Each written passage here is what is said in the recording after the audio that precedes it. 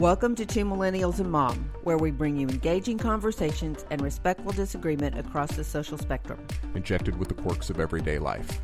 Curl up as we navigate the complexities of this modern world with all the humor and warmth we can muster. And the occasional gentle ribbing. We're glad you're here. Happy listening. I genuinely believe that technology should be used to help us. I personally love efficiency. I love systems that work by saving time and reducing friction and frustration. And for a long time, I genuinely believed that technology was doing exactly that for many of us. At least those of us with iPhones. Sorry, all of you green bubble users. But somewhere along the way, it stopped feeling like a tool and started feeling like, oh wait, everything became so heavy. I noticed how often I was reaching for my phone automatically, not even because I wanted to, just because my hand apparently knows where it lives. How tired I felt at the end of the day and how little of that time actually felt well spent. Because my phone was always there. It was ready to be used, judging me silently from across the room if I left it somewhere. And all of that supposed use and entertainment sent me down a rabbit hole that led to a Finnish teacher who helps people reset their relationship with their phones in just 10 days.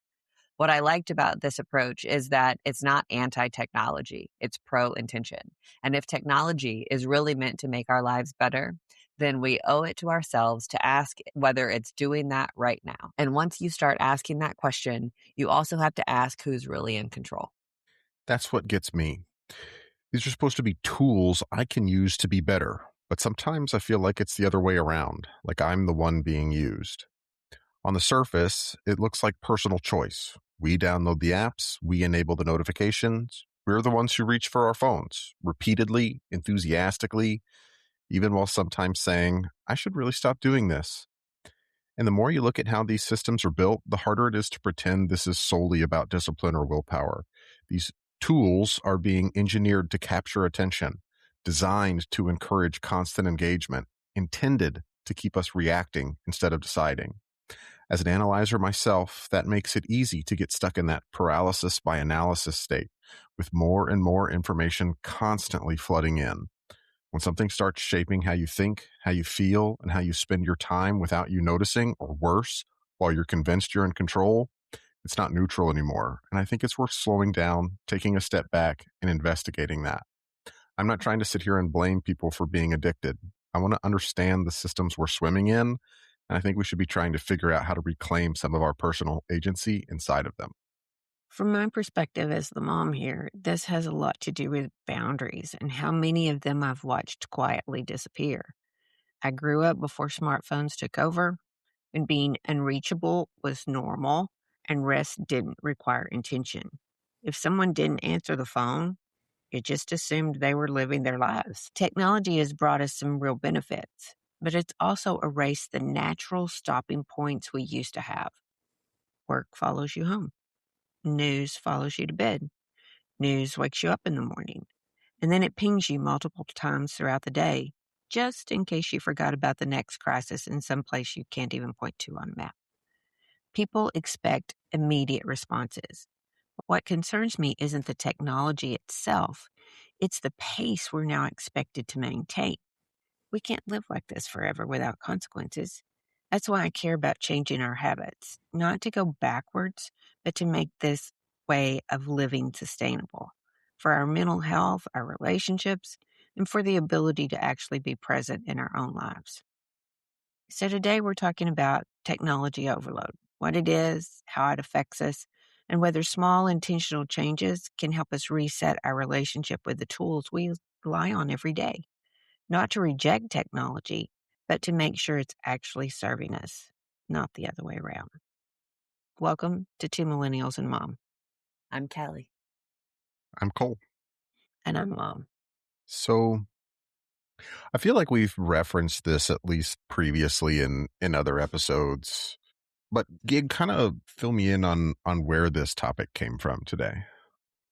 Well, I think it has to do with the fact that we have referenced it on several occasions. I think that our whole society, primarily our whole society, is constantly picking up their phones. I mean, When is the last time you had dinner with somebody or a meal with somebody where one of you didn't pick up your phone? And we're all guilty of it. I think that Cole, you have on this podcast mentions on several occasions, we are being inundated with information from all angles, all hours of the day about stuff that we really care about and stuff that we don't. More and more and more. It's drinking from a fire hose. I think part of that is the internet itself. And I think part of that is how accessible we are to getting that information in our pockets, in the palms of our hands. And so I kind of started digging through what that means and looks like. And, I'm not here to debate evolution by any stretch. But I do think that you can sit here and look at how that fire hose has been turned up and up and up and up and up and feels like it's at an all-time high. And I'm curious if our brains are even capable of handling that, of managing that. Mom and I were sitting here the other day talking, and she was like, I just can't remember the name of that. And I was like, do you really think that our brains have enough room to remember all of the stuff that we're putting in them? I don't think that that's a specific to you problem. I don't think that that's as we each grow older, we just can't remember everything anymore. Do I think that that has a stage in this? Yes, absolutely.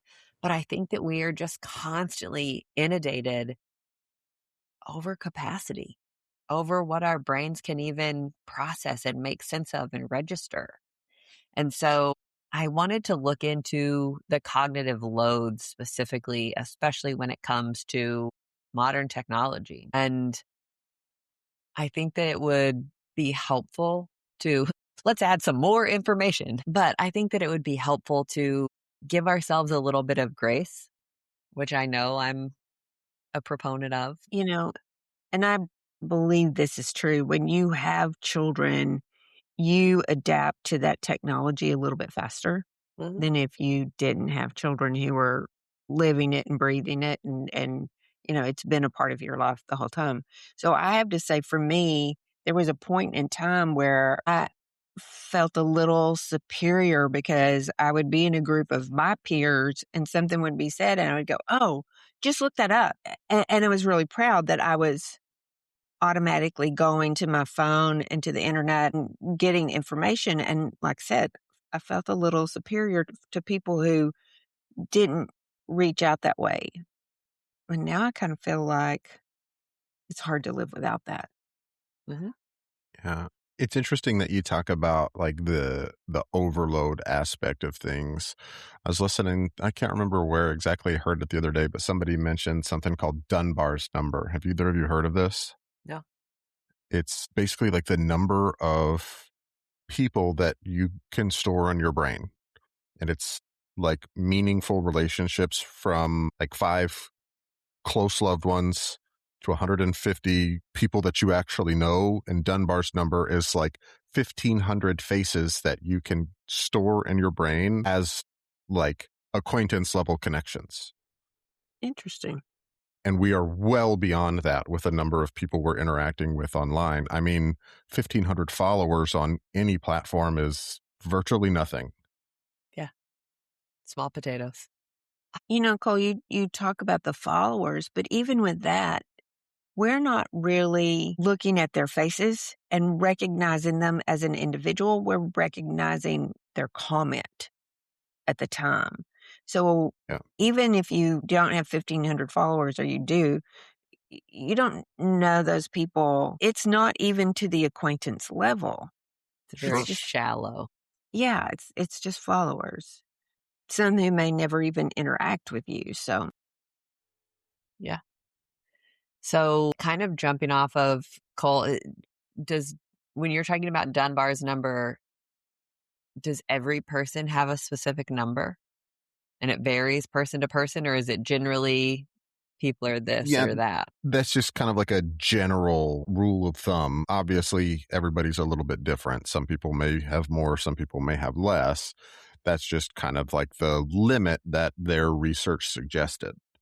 It makes me think of Mom, you talked about dogs the other day who can remember and recognize up to like 300 words. I think it was like 314 words. And I Mhm. suspect it's very similar for us with all of those faces and things. Like, I think that it is like a muscle. The more you use it, the more you work it out. I'm in sales. And so I've got clients. And so I can sit here and tell you about their setups and what they're doing and where they are in town and what they had last and what their frustrations are. But it took some time to develop that, to start registering all of those things. And now I could just rattle them off. Oh, that's so and so, and that's this. And I drive down the street and look at things differently. And I think that I think that you can improve those skills, your memory, but I do think that we have to give ourselves a little bit of grace here in that your brain's got a limited processing capacity. It can't just keep going. I'm sitting here thinking about people who hold their breath underwater. I can do it for 15 seconds, no problem. Can I do it for 2.5 minutes? Heck no. But Yeah. there are people that can, but they practice that and they work at that and they've got safeguards in place in case they can't. And so I think that we've got to remember that our brains are only as good as we stretch them to be. Well, and I'm sitting here thinking that if you're thinking about your clients and the specifics to each of those individual clients, but you're getting inundated from tweets and comments and followers, there's less capacity for you to focus on those because of all of those interruptions that are going on at the same time. Oh, yeah. Yeah. For my other like hardware junkies, think of it like RAM for your computer, random access memory. Yeah. And you install sticks of RAM onto your motherboard, and there's a limit there. Now, our brains are a little bit different. Like Callie talks about, we can upgrade our internal RAM by working that muscle, just like working out, just like doing push-ups, bench press, skull crushers, whatever you want to call it, to expand that memory. Regardless, there's still a limit. You can only get so strong, and you can also overwork yourself. And eventually you have not only diminishing returns, but it starts to work in the opposite direction where it starts to break that muscle down. And affects other things from your sleep to your personal interactions to just your everyday peace. Yeah. Yeah. I mean, I think that once you start putting into place all of the disruptions, especially that your phone causes, we've got to give credence to the fact that those interruptions change your focus and even your ability to recover. I mean, you could be sitting here working on holding your breath or doing all of these push-ups in one fell swoop. But if somebody says, "Hey, Cole, let me ask you a quick question," and you have to go, oh, you don't get to start accumulating your time, right? Yeah. And so we've got to start paying attention to those interruptions and giving credence to how disruptive they are to our brains and the recovery efforts of that to even get back on task after I've dealt with that disruption. I'm just thinking if you're sitting there trying to hold your breath and your phone is pinging the whole time, you're not concentrating on holding your breath. Right. There's just no way that you can. Your brain is going to be too curious to know what else is going on there. And I think we check our phones more than we realize. I mean, I have two friends that if you go anywhere with them, whether you're sitting in your living room visiting or you're at dinner with them out somewhere, they literally check their phones the whole time. You don't ever see it in their pocket, put away. There's just no block of time there that they aren't on their phones. And I don't even think they know it. I don't think they recognize it at all. And so it's really interesting to just think about how many times do we check it? So if you had to guess, how many times would you think that you pick up your phone every day? Oh, gosh. A lot. Yeah. I mean, I've never counted it, but I'm sure it's way more than what I think. Because, I mean, you look at it. You get bored, you check your phone. You're sitting in line, you check your phone. You're waiting for a call, you check your phone. Give me something to do right now while I'm bored, please. Yeah. Yes. And so we're looking at it all the freaking time. And we suck at being bored. More so now than ever before. So I'm going to totally put myself on blast here. This is me being vulnerable, so be nice. But I just went and looked at mine, how many times I average pick up my phone per day. Want to guess? I want to know where you found that first. You can do it in your settings, in your screen time, and then you can look at individual things like your averages. Now, I'm just going to say I think yours is going to be more than mine. Okay. Also, remember, I am on my phone for work. Yeah. All day long, every day. Is it under 1,000? Yes. God, yes. Oh, my goodness. Okay. I was going to guess about 600. Oh, no, I'm not that bad, y'all. So I average over the course of a week about 125 times a day. That's pretty good. That surprises me too. I mean, but let's do some math on that. Let's say on average, I'm awake for 17 hours a day. If I'm going to, that's almost once every 14 minutes. Yeah. That's a lot. I can't go 15 minutes without picking up my phone. That's crazy to me. Especially when we don't realize it.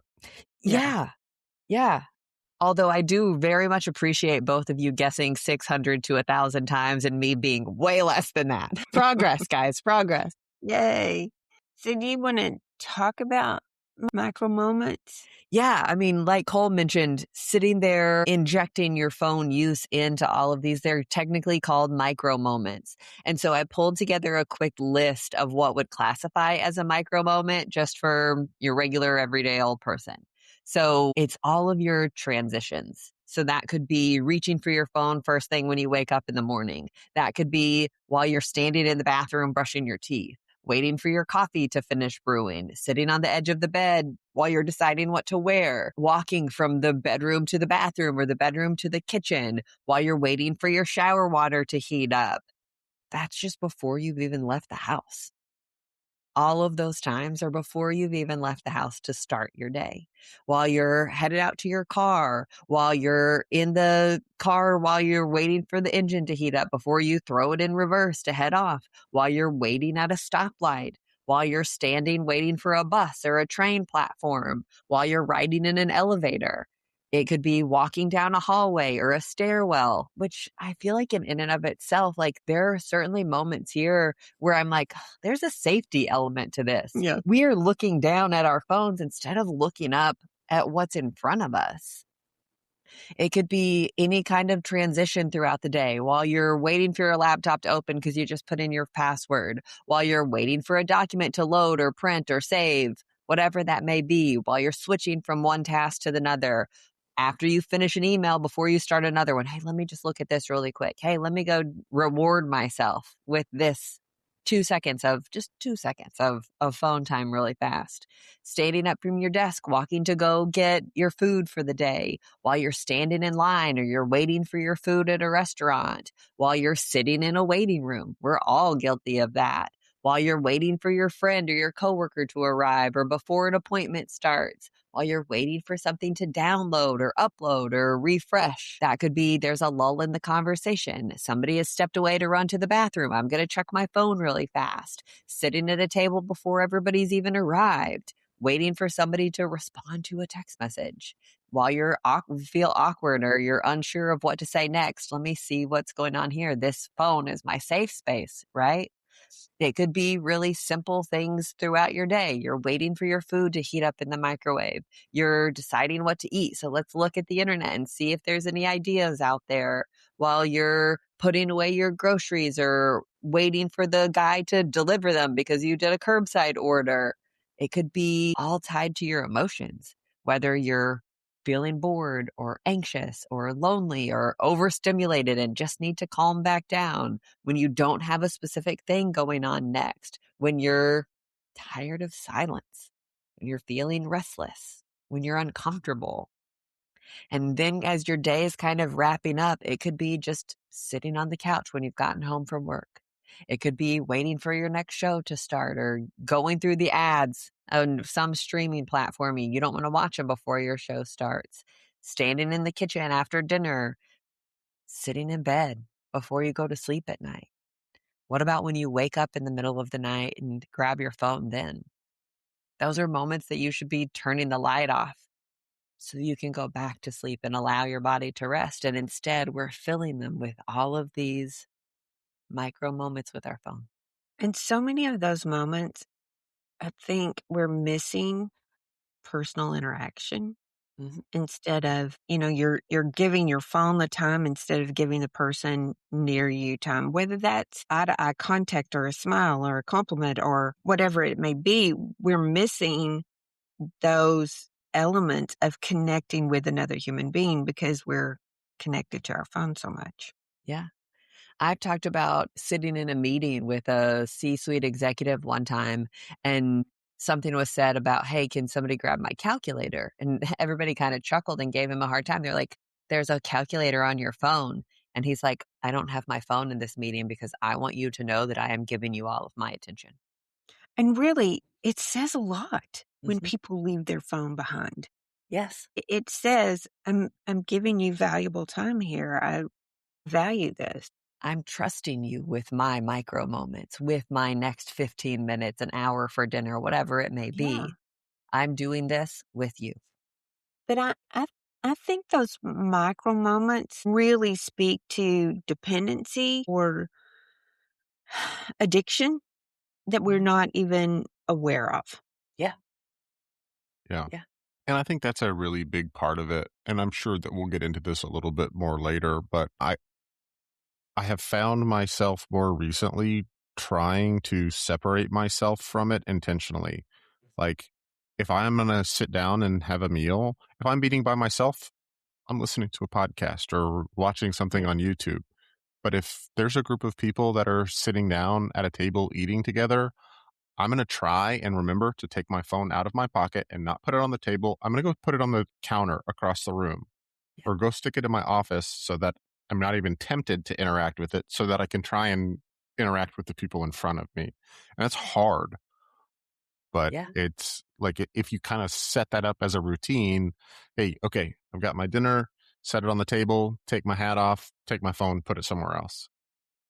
Just try and build that routine. I think it helps a lot. And because I'll even catch myself mid-conversation, oh, I want to look that up. I don't have my phone. I guess we'll have to find out later. Yeah. And that's okay. Yeah. Well, and there's research that's been done out there, and I can't quote it all exactly right now, but there's research that has been done about your lack of imagination because you're not sitting here contemplating the answer to whatever question that you wanted to look up really quick. You're just going to find the answer. So A, you don't retain the answer because it's just given to you. You didn't have to work for it. And B, you're not creatively thinking through or creatively thinking about what the answer could potentially be. You're just going to seek it out. Right. Like, we're losing critical thinking skills because we're just going for the answers. I just read an article this week about teenagers, and they're using AI so much that it is that critical thinking part that, hey, I've got a problem with my best friend and I don't know how to address it. So will you tell me what to say for AI? And the whole point of the article was, especially growing up, you need to fail to learn those things, to know that there's a spectrum, and to recognize, hey, I've got to get better at this. And if you're giving all of that to AI to do your communication for you and you're not thinking about it and you're not addressing it, they're losing that ability to communicate with another human being. Yeah. It was fascinating. Yeah, it's so interesting that you talk about it that way, because it just brings to mind, like, I'm sitting here thinking about all of the times in school where, like, sitting in math class, like, I could do it in my head and I didn't have to write it out on paper.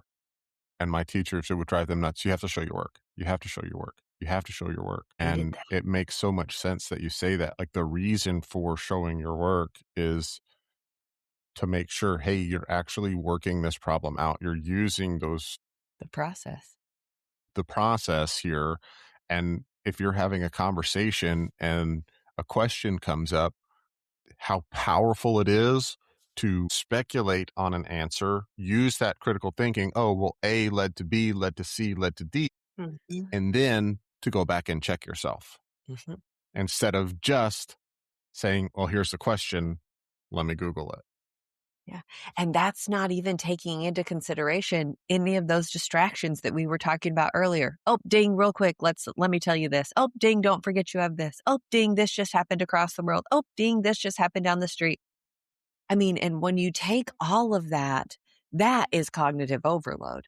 That is when our brains can't focus on any one thing. Right, wrong, good, bad, happy, sad, doesn't even matter.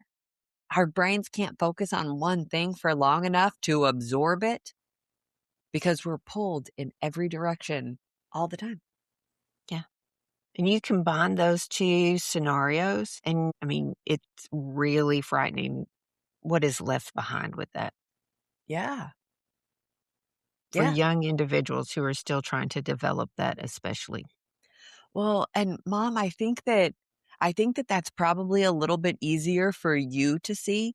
You grew up with more boundaries in place, not having this constant onslaught of everything all the time. Yeah. We grew up in the change where it wasn't everywhere and then it was.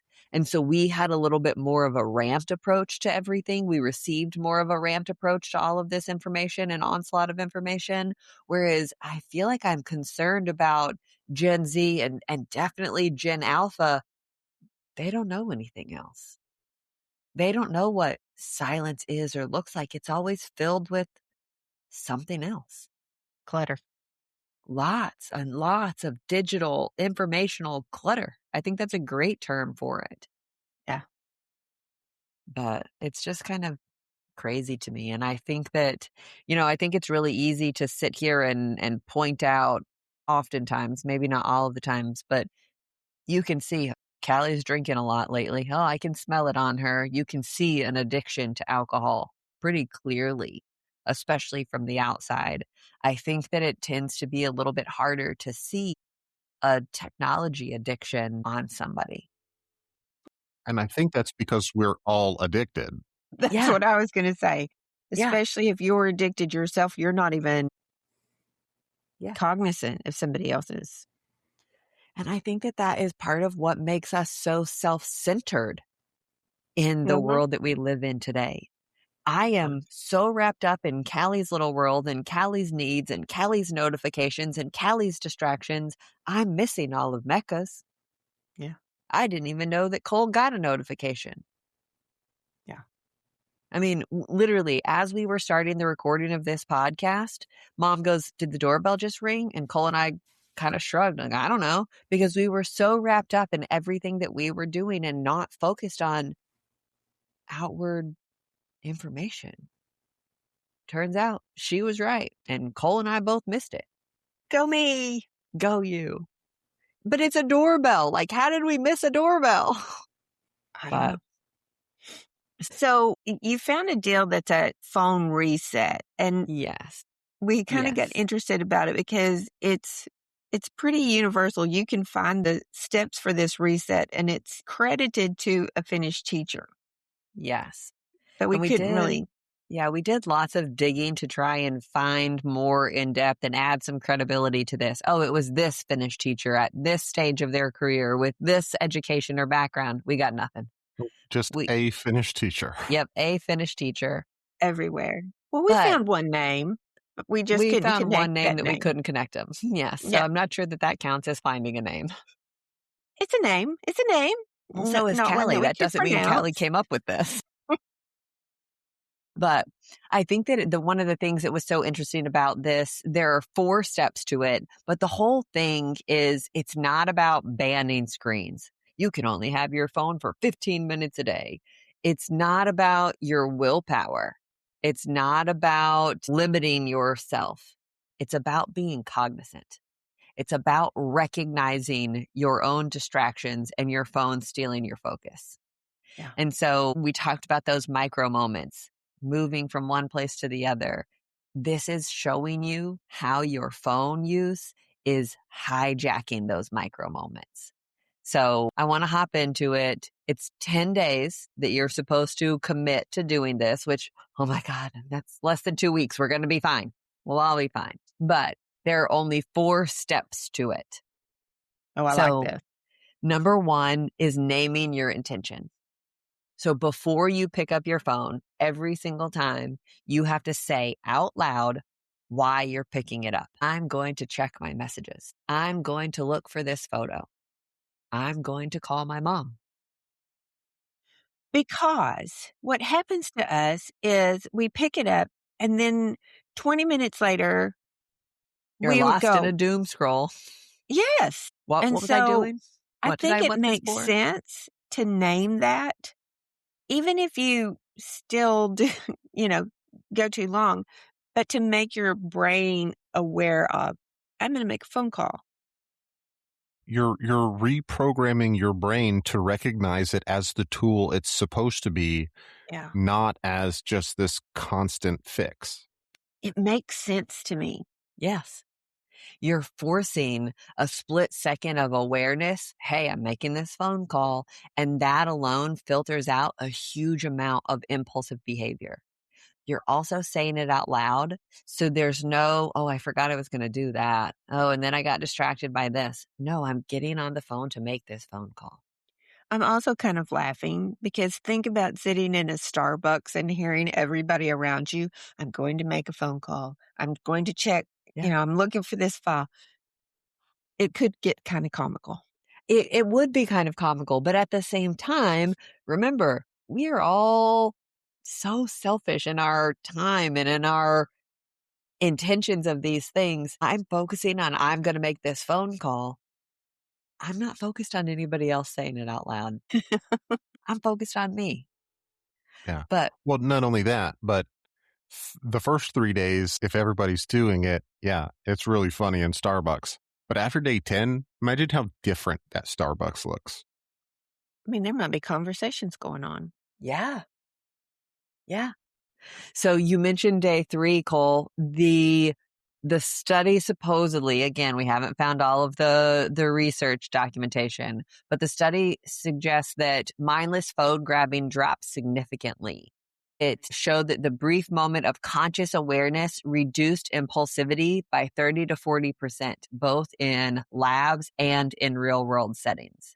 So instead of stopping yourself, you're just asking your brain, am I doing this on purpose? I think that it takes out and removes all of that mindless scrolling. And again, there's nothing in any of these rules that says, hey, you can't go and spend 20 minutes scrolling through Instagram. Right. You cannot get on TikTok. It is not about banning technology, but it's about doing it consciously, being cognizant that that is what your plan is, and then executing it. Intentionality. Yes. Yes. So that's day That's one or rule day number Rule 1. 1. Okay. Rule number 2 is the 10-second pause. So you've named your intention. I am going to make this phone call. And then you pick up your phone and you stare at it for 10 seconds. You don't unlock it. You don't read the notifications that are sitting on your screen waiting to be answered or viewed, whatever. You just stare at the black screen. Y'all, that's hard.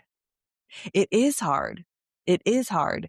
And so that was the thing that surprised most people that were doing it. They didn't realize how often they were reaching for their phone without thinking about it. They just did it. Muscle So I memory. just counted 10 seconds. That's hard. That 10 seconds of nothingness exposes that you've created a habit of something that you're not intending to do. It makes the invisible visible. Again, it's not about resisting your phone. It's just about realizing how often you have the urge to pick it up when it may not even be necessary. I think everybody should celebrate when they can do 10 seconds of not doing anything with their phone in their hand. Can you imagine all of the high fives going around the Starbucks? I got my 10 seconds. Yeah, me too. But again, you're building that camaraderie instead of judgment. You're leading with that instead of judgment. How cool would that be? Okay. Rule number 3. Remember, there's only 4, so we can do this. Number 1, name your intention. Number 2, stare at it blankly for 10 seconds. Make sure that this is what you want to do and you're doing it intentionally. And number 3 is adding distance. I'm not talking about don't sleep with your phone in the same room. You need to go put it in the kitchen and plug it in there. 16 to 22 inches further away led to a 37% drop in the number of phone checks. That could be putting it in your back pocket instead of holding it in your hand. Tossing it in your purse or your backpack instead of holding it in your hand. When proximity is there, it feeds the impulsivity. When your phone isn't right there, your brain decides to decide instead of react. And those tiny little pieces strengthen your own self-control. 37% by less than 2 feet. It's still in arm's length. You can still grab it. You can still answer the emergency call if it comes in. 16 to 22 inches. I want to even point out with that, I want you to think about how many people now carry their phone in their back pocket. Mm-hmm. I mean, we have a different way of, I don't want to say dressing, but maybe it is. I mean, I often think, oh, do I have a pocket to slide my phone in? Can I wear this because I'm going here? Do I have a pocket to slide my phone in? But I've just noticed how many people are carrying their phones in their back pocket. That didn't used to happen. Yeah. I mean, where I grew up, that was a skull can. Now it's an iPhone. Yeah. It could be an Android. You're right. A smartphone. I bought a new pair of jeans yesterday and the buttons on the back pockets or the pockets have buttons on them, little flaps. And I was like, where am I going to put my phone? Yeah. It was a conscious thing that I was sitting there trying to solve a problem that I had created for myself. Yeah, now, like Cole, I am very consciously trying to leave my phone just on the charger while I go and do something else. I don't need it to sit down and eat dinner. Why do I have it here? It's really interesting how much you walk away and you're like, I don't have it on me. And then spend that 7 seconds in confusion or frustration and then move on. And it's like, Cole, you said, you know, you're sitting there and you're having a conversation and they go, oh, we need to look that up. But are they critical things that we're looking up, or is it just, you know, does it matter when John Lennon died or how old he was, or, you know? How many critical conversations that we have to have a right then answer are we having over dinner? Exactly. Yeah. Exactly.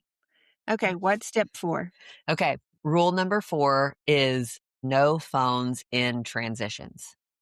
That means don't get on it in elevators, not when you're sitting in the garage, not when you're walking down the hallway or up the stairs. All of those micro moments that we talked about earlier, skip them.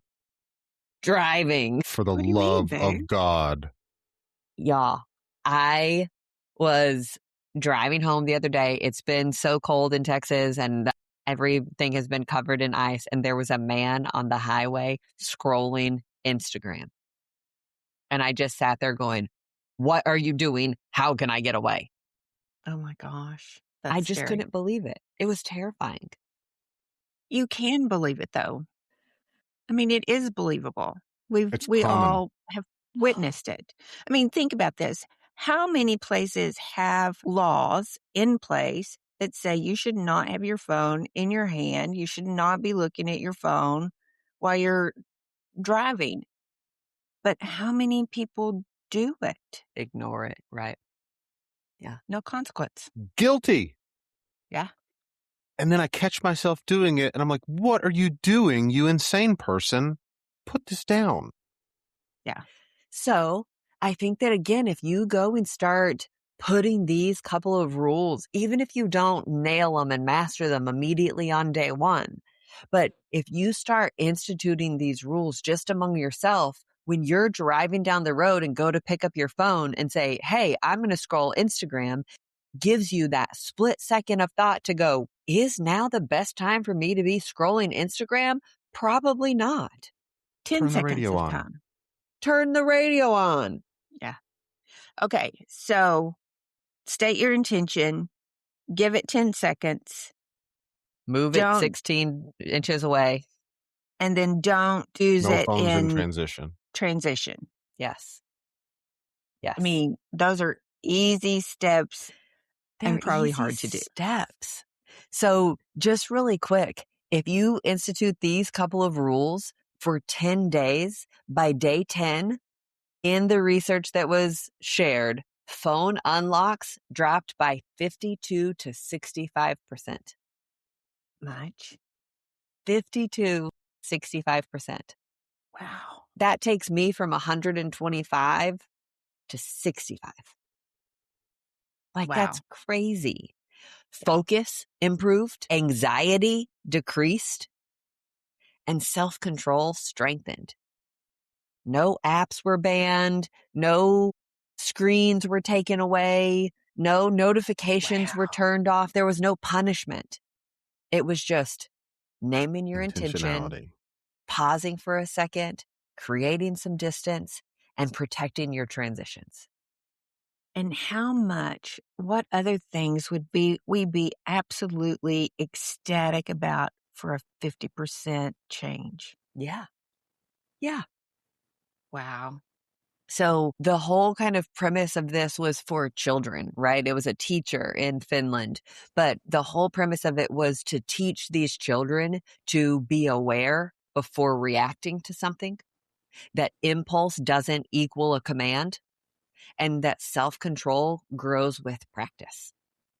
Kids learn to name, pause, and choose their intentions. They don't use technology differently. They think about technology differently. And didn't you say something earlier about the average kid today? Well, 2024. 2022. So 3.5-year-old information, basically, that the average kid is getting their smartphone by The age age 11. of 11. That's scary to me. I mean, Cole, The access to to information. the wealth of information. Yeah. Whatever. And Right, I just wrong. don't know that you can parentally control any of that in reality. And would guess that maybe that's even younger now, 3 years later. Maybe not. 22, that'd be post-COVID. I think It's for the still, time being, it's we young. should change that moniker from a wealth of information to the abyss of information. I think that's fair. You could. But I also want you to think, so that means that you guys have a niece that in a very short period of time could be on a phone. Yeah. And just, I get that there's an advantage of knowing where your kid is. I get that there's, some comfort in having that connection to your kid. Stick an AirTag on them. Maybe that's a better idea because I think there's some other things that are involved with that. There's no independence there because your mom always knows where you are. I don't really think it's going to eliminate you getting into trouble or doing things that you're not supposed to do. She's just going to know about it a little bit earlier. But you have all of the other things, the anxiety and the lack of personal skills and communication skills that come with that at that early of an age. We have talked on this podcast. Guys don't really get their full brains until around 25. And if you think about that now, you've given them a phone for 14 years before that. At least. That is a scary thought. What a crutch. Yes. You're not learning where you are about town and how to navigate yourself. You're learning how to type it into the GPS and getting it to tell you where to go. You're Yeah. not cognizant of how to speak to other people. You're just asking AI to do it for you. You're Yeah. not using any of your critical thinking skills. Therefore, you're never even developing them. And you have that abyss of information that is interfering with every important fact that you need to know already. Yes. And are overloaded by the vast quantity of it all. It Yeah. leaves you in this really, really convoluted place of having to sift through so much information to try and find what you need, much Mhm. less determine what's right and wrong, what's real and what's not. And that fire So, hose is getting bigger and bigger and bigger every day. By the day. yeah, Yeah. it is. And here's the other part of that. Callie, what was the statistic that I told you last night? Is it 60% of internet is bot generated? Yes. So you're not even getting valid information necessarily. You're just getting this massive influx of information, and we're Slop not giving is the them term that is being slop, used and for we're it right now. not giving kids the ability to function and determine what is slop and what isn't slop because they're not having those kinds of conversations.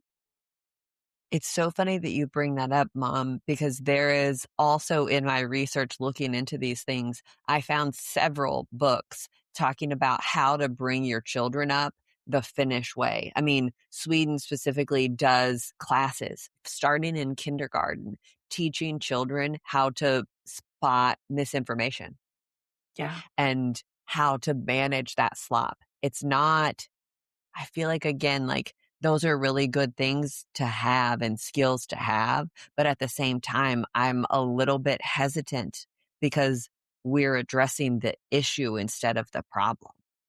Instead of being more reasonable and more realistic with all of the information that we're putting out there, we're just going to teach you how to navigate it. You have a point. There was lots and lots of information out there, books, entire books and conference speaker series of how to raise children the Nordic way or the Finnish way or the Swedish way. Or we've talked about it before. I've read a book about how to raise children the French way, because in France, children have a significantly less likelihood of being diagnosed with ADHD or autism. That's why I think that information is so powerful. If you can find the right, good information, you can start making adjustments, micro adjustments in your own life to be able to manage that fire hose, that deluge of information, that deluge of insecurity of not knowing. Well, and I think it's pertinent to even say, I mean, this method was credited to a Finnish teacher. But Cole, you made a comment. It's viral. This this this little 4-step piece is viral. I mean, you can find it credited or mentioned anywhere you look. It's on LinkedIn, it's on Reddit, it's on this one, it's on that one.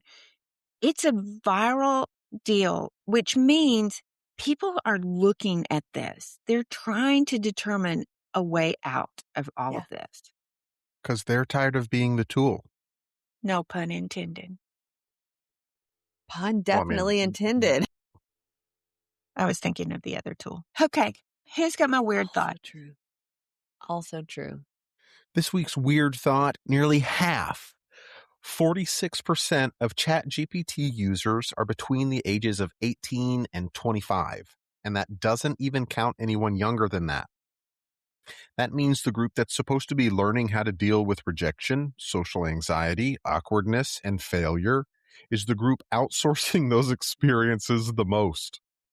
Instead of learning how to say the wrong thing, recover, and try again, AI is stepping in as a kind of digital buffer, helping draft messages, soften emotions, avoid discomfort, and keep hearts and minds safe. But growing up has always required mistakes, embarrassment, misreads, emotional scrapes. That's how judgment and resilience get built. We've been here before.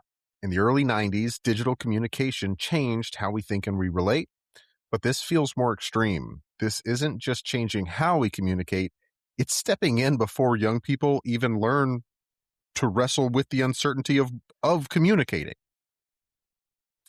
So the weird question is, if AI is effectively helicopter parenting a generation through their hardest social moments, what happens to their cognitive and emotional development when the training wheels never come off?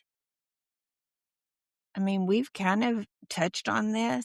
It's a concerning situation when you don't have a, g- a generation of people who can communicate with each other or with their boss or with their teacher unless they're using AI to do it. I'm going to go back to the story that we brought up here a few weeks ago about the social media ban for teens in Australia.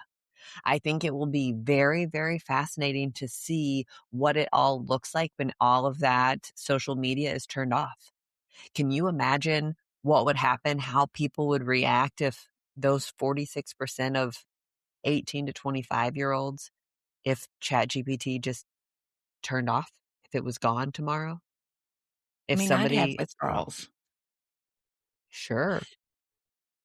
It's really interesting that you say that, but kind of a contrarian perspective here. Cal, what is something that millennials are widely known for that is very detrimental to our health? Millennial generation were exceptionally heavy drinkers. Many of them still are. Gen Z has almost entirely abandoned that. Hmm. Like 80% Yeah. less. Like that entire industry is freaking out because they don't know what they're going to do. Maybe this turns out to be something similar. I think it's going to be Maybe really it's not Gen Z. painful. Yeah. Yeah. I think it's going to be really painful for whoever does step up and make that happen for a minute. And I think that the collateral damage will be felt beyond just them and their generation. But I think that you're right. I think on the other side of this, when they come out on the other side of this, that has great potential. Yeah. It becomes a The tool again. really, yeah. The really dystopian view is that we just have a generation of little Sam Altman drones. And that's really scary. And I hope not what is not happening. I mean, going back to our Starbucks coffee shop that we were talking about earlier, can you imagine getting one of 4 different responses? That's all you get whenever you say hello to someone. There is no camaraderie built. There is no community. There is no diversity of Individuality. thought. Yeah. It's just, hello, have a nice day. Everything is polite. Everything is smooth. No hard times. No Is it polite though? friction. That costs them more money. He I'm said just he's happy sitting to here pay for it. showing, Money well spent. I'm going to show my age because you said, there's only 4 replies. And I think, well, that means there's no what's up or there's no where's the beef. I mean, all of those funny things that people have, Yeah. come up with over the years. There's none of that. There's just, hi, how are you? And we're not even listening for the response. Wow. God, I hope it's not that severe. I mean, I have faith that even from this, if you have something that's viral like this going in response, that's a sign of hope. People want something different. Okay, so are y'all going to take this? Are y'all going to try for the next 10 days to do these 4 steps? The I 10 will. second one is the one that scares me the most. What are you scared of? I'm so impatient. I mean, wasn't that Figure it out. that's always Put what your I cowgirl heard. put your cowgirl panties on and do it. That's always what I heard growing up in the church was basically like, if you want to practice your patience, don't pray for patience. Don't ask God for patience because Yeah. he'll put you in situations to be patient. Yeah. What would be the harm in being more patient? You had I'm to come afraid I'm back going to with get something. stronger when I pump iron. There's nothing wrong with having more patience. It's just building it. But what's wrong with having more times like that with Cole? Oof. Okay, Mom, we need a good news story. Okay. Well, this is a sad, happy story, so I'm sure I will cry through this. But this week brought a powerful story of perseverance and purpose from the world of figure skating. Maxim Naumov, I'm sure I butchered that. Naumov is a 24-year-old U.S. skater, and he has earned a spot on the 26 U.S. Olympic team, a dream he shared with his parents since he was a young child on ice. So both of his parents were championship skaters and started him really, really young skating, and they had dreams of him going to the Olympics. But they were among the 67 people that were killed in the plane crash in Washington, D.C. that we all remember, with the helicopter and the passenger plane collided in midair. And there was a huge group of the skater community on that plane, and his parents were both killed in the same night. So imagine being 24 years old and losing both of your parents.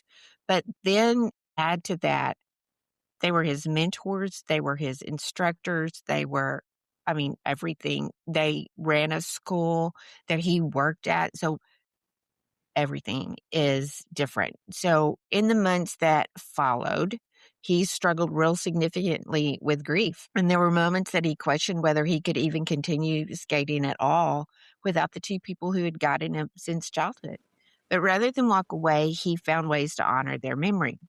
He stepped into leadership at the youth academy that they'd helped to build, and he worked with young skaters that his parents had coached, learning to share the joy and encouragement and spirit that they once gave him. Slowly, the ice became more than just a place of pain. It became a ground of healing and purpose again. And the very sport his parents nurtured him in helped him pull out of that dark place. The determination that they instilled in him carried him forward through tough competitions, even after their passing. The journey culminated in the U.S. Figure Skating Championship, where Maxim delivered performances that earned him a place on the Olympic team. And the outcry. When he received the news, he expressed deep gratitude and said that he felt his parents with him, cheering him on in spirit. What makes this story such a meaningful story isn't just the achievement of a lifelong dream. It's the reminder that even from profound loss, purpose and connection can be found. His story shows how honoring those we love can give us the strength to keep moving forward, carrying their legacy with us. I cannot wait to watch him skate in the Olympics, to cheer him on and see him succeed. I'm excited in honor for it. of his parents that meant so much to him. That's stamina and courage. Determination. Yeah. Way to go, Maxim. Keep it up. We're cheering for you. Yeah, we definitely are. Remember his name and cheer for him. I love you guys. Love you too.